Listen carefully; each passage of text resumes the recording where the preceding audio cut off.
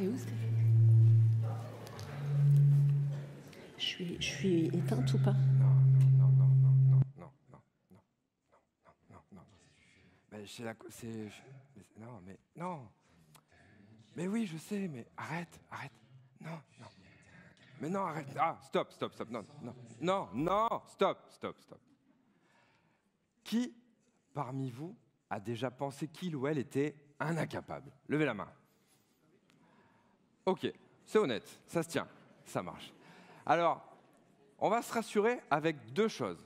La première, vous êtes tous et toutes au séminaire de Maxence, qui prouve qu'à un moment donné, je pense très sincèrement que vous vous êtes plantés. Et la deuxième,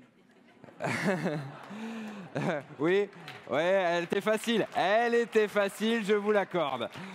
Et la deuxième, c'est que vous n'êtes pas seul. Non mais sérieusement, regardez une minute le bonhomme que vous avez devant vous. À un moment donné, j'aurais pas misé 1 euro dessus. Et pourtant, je suis là. C'est d'ailleurs l'un des souvenirs les plus marquants que j'ai de ma scolarité, le fait de savoir, enfin en tout cas d'être convaincu que j'étais un incapable.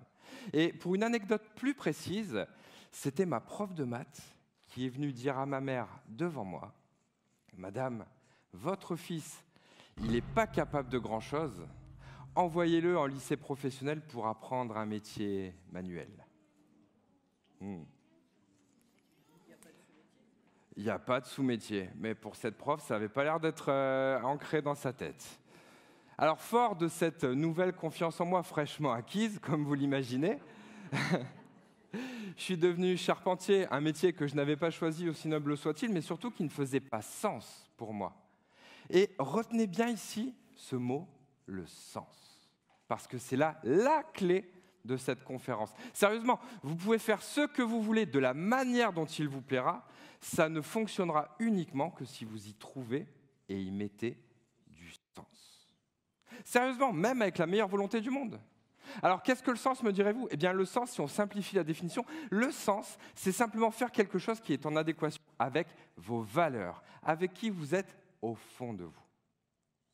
Et si d'après vous, ce que vous faites aujourd'hui ne fait pas sens pour vous, je vous invite très vivement à vous pencher sur la question.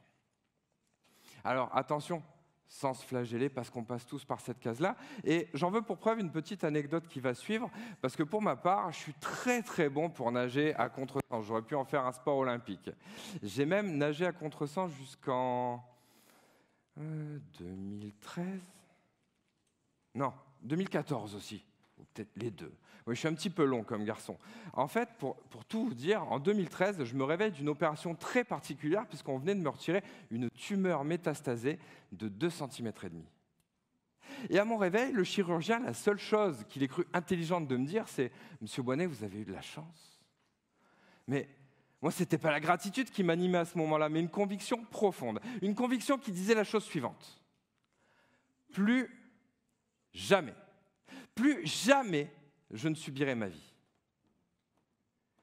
Mais toute conviction, aussi puissante qu'elle puisse être, se finit toujours de la même façon si on ne sait pas par quel bout les prendre. J'ai remis ça à plus tard. Alors pour moi, plus tard, c'était 1 an après. 1 an après, oui, je vous avais dit que j'étais un peu long.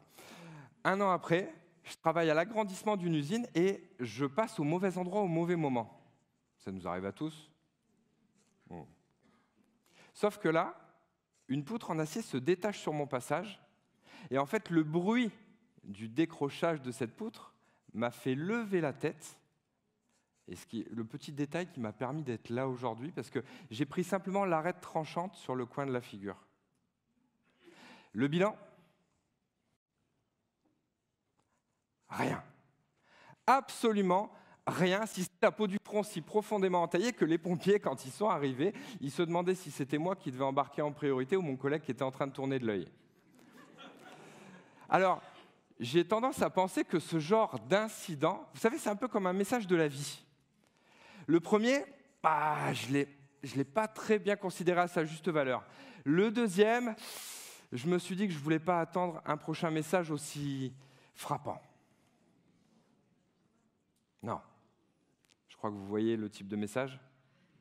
Ouais, c'est ça. Alors, où je vous emmène avec tout ça? Eh bien, c'est très simple. J'ai tendance à penser qu'on est un petit peu, vous savez, tous les super-héros de notre propre vie, de notre propre histoire. Et moi, j'étais là à regarder les pompiers s'occuper d'une vie à laquelle je n'avais jamais pris part. C'est là que j'ai pris une grande décision. Et pour ma part, j'ai la chance et le privilège même de connaître un vrai super-héros, un de ceux-là qui, lui, par 3 fois, a vécu le cancer. Alors lui, le risque encouru, c'était pas bien compliqué, c'était de mourir. Pourtant, malgré cet obstacle de taille, ce super-héros, il a décidé de créer l'entreprise dont il rêvait parce que ça donnait du sens à sa vie. Et est-ce que vous savez ce qu'il a trouvé au-delà du sens ? Il a trouvé une nouvelle raison de vivre et, contre toute attente, ça lui a permis de déjouer la maladie. Pas mal. Et ce héros est venu me voir un jour, tout simplement, et il m'a donné ça. Il m'a transmis ce jeton de casino.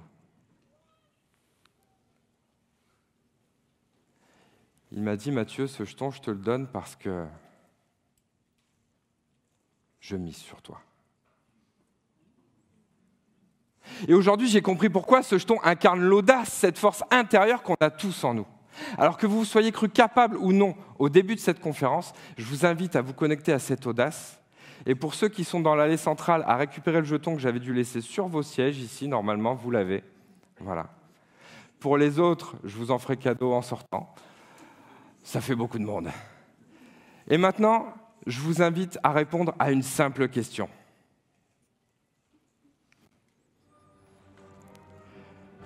Est-ce que vous êtes cap ou pas cap ? Merci.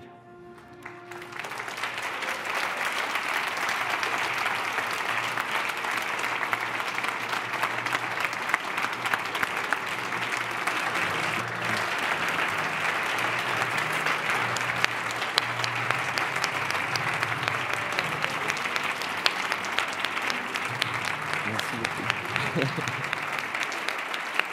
Merci.